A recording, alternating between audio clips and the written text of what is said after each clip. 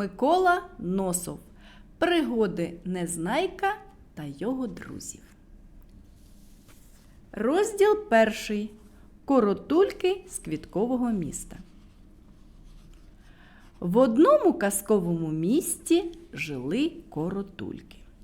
Коротульками їх називали тому, що вони були зовсім крихітні. Кожен коротулька був на зріст, як невеличкий огірочок. В їхньому місті було дуже красиво.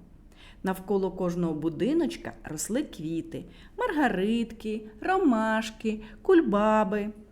Там навіть вулиці мали назви квіток. Вулиця – дзвіночків, алея – ромашок, бульвар – волошок. А саме місто звалось Квітковим містом. Воно стояло на березі струмка. Цей струмок коротульки називали огірковою річкою, тому що по берегах струмка росло багато огірків. За річкою був ліс.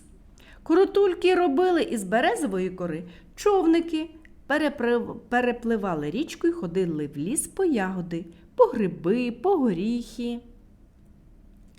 Збирати ягоди було важко, тому що коротульки були малюсінькі, а по горіхи доводилось лазити на високі кущі та ще тягти з собою пилку.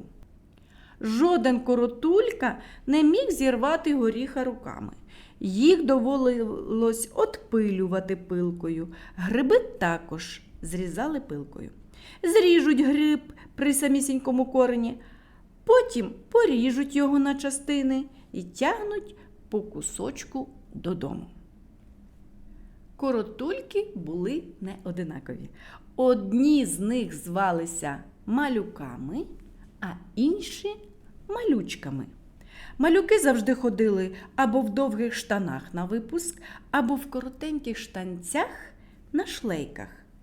А малючки любили платтячка із строкатої яскравої матерії.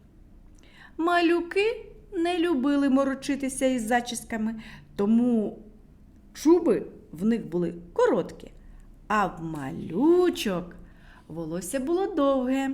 Вони дуже любили робити красиві зачіски, волосся заплітали в довгі коси, і в коси вплітали стрічки, а на голівках носили бантики.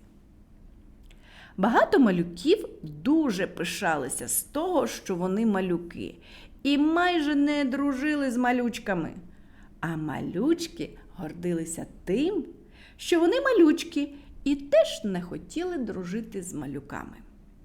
Якщо малючка зустрічала на вулиці малюка, то, побачивши його віддалік, одразу переходила на другий бік вулиці.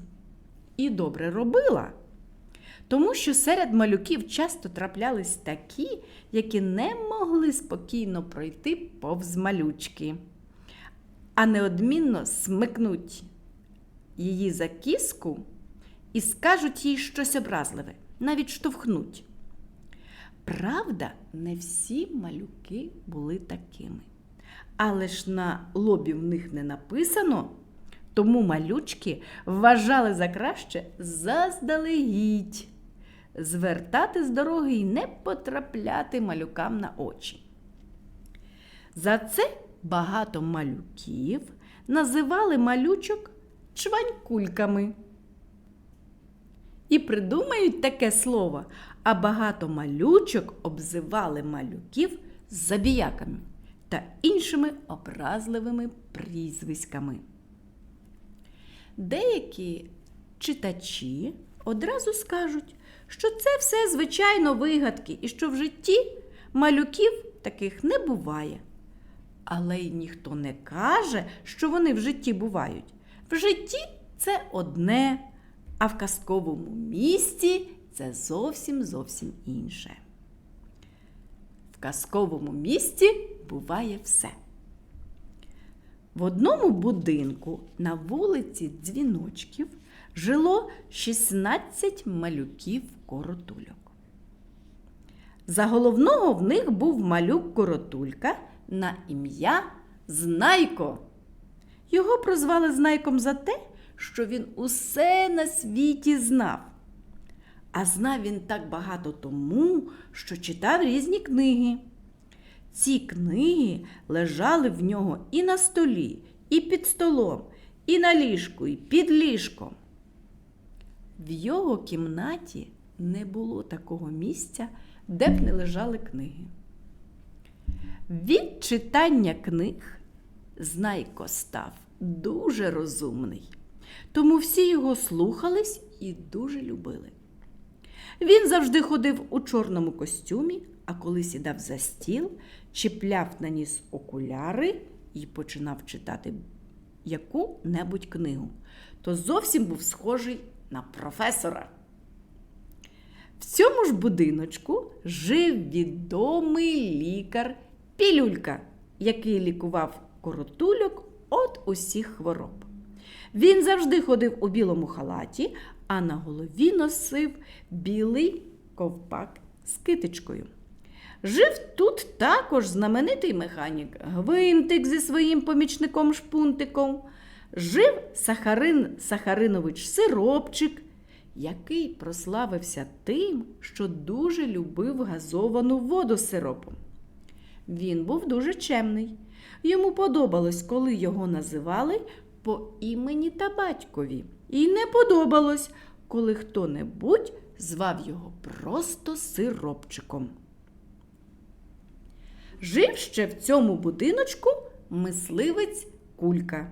В нього був маленький собачка Булька та ще була рушниця, яка стріляла корками.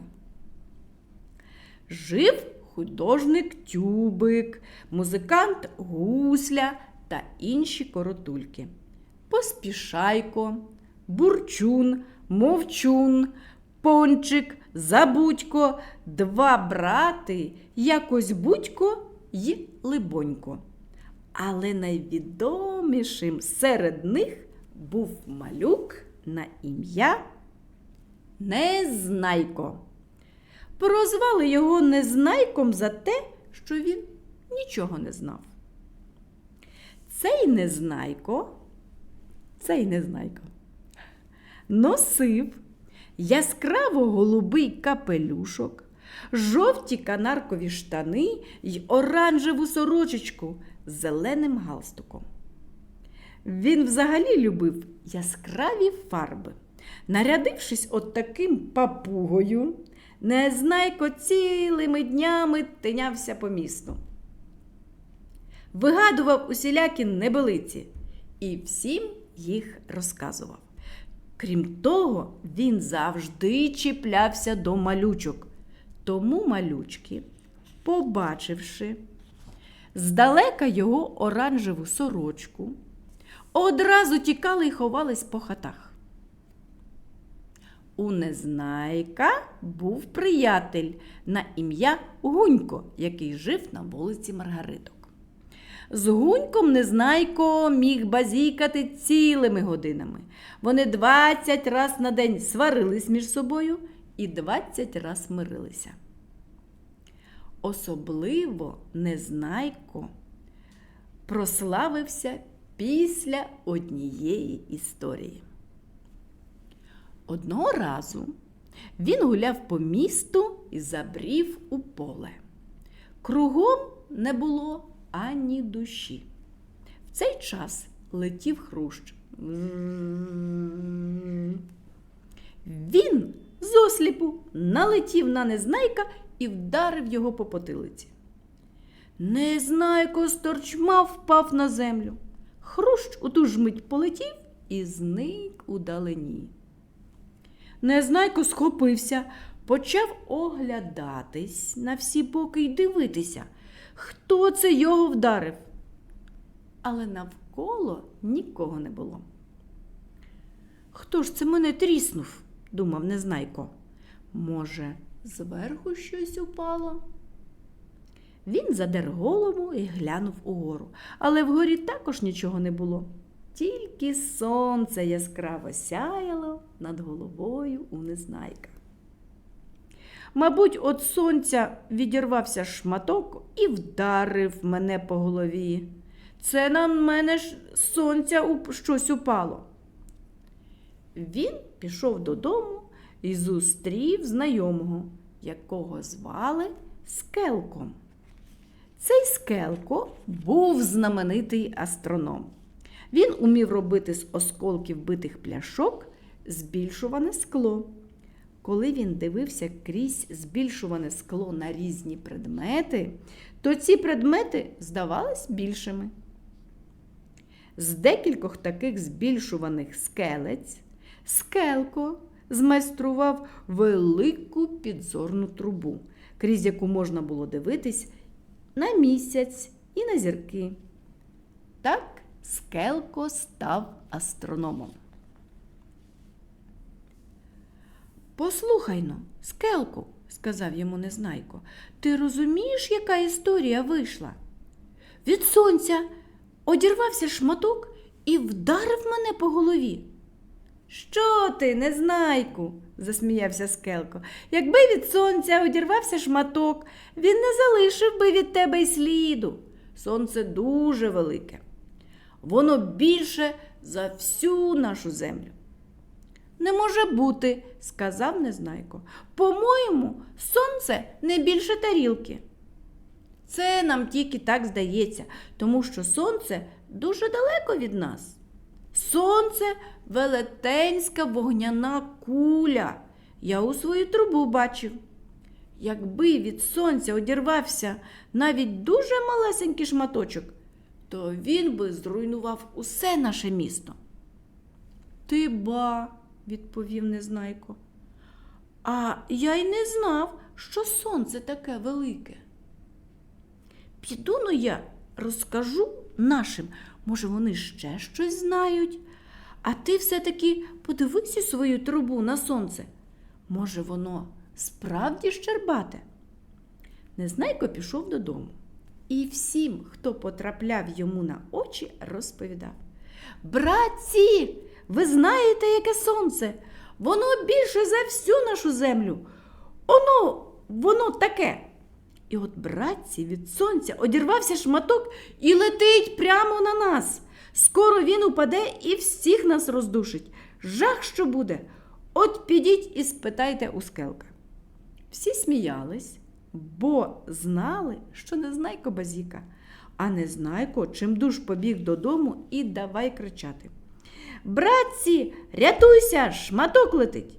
«Який шматок?» – питали його. «Шматок, братці, від сонця одірвався шматок, ось упаде, і всім нам буде кінець. Знаєте, яке сонце? Воно більше за всю нашу землю». «Що ти вигадуєш?» «Нічого не вигадую, це Скелко сказав, він у свою трубу бачив». Усі вибігли на двір і стали дивитись на сонце. Дивились, аж поки не потекли сльози з очей. І всім зосліпу стало здаватися, що сонце справді щербате. А Незнайко кричав: «Рятуйтесь, хто може! Біда!» Всі стали хапати свої речі. Тюбик ухопив свої фарби й пензель, Гусля свої музичні інструменти, і скрипку, і балалайку, і мідну трубу. Лікар Пілюлька кидався в усі боки і розшукував похідну аптечку, яка десь загубилась. Пончик схопив калоші й парасольку і вже вибіг за ворота, але тут пролунав голос Знайка.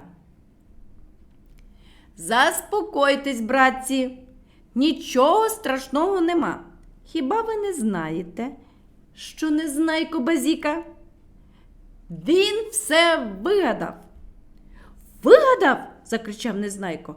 «От підіть і спитайте у Скелка». І всі побігли до Скелка. І тут вияснилося, що Незнайко все чистісінько вигадав.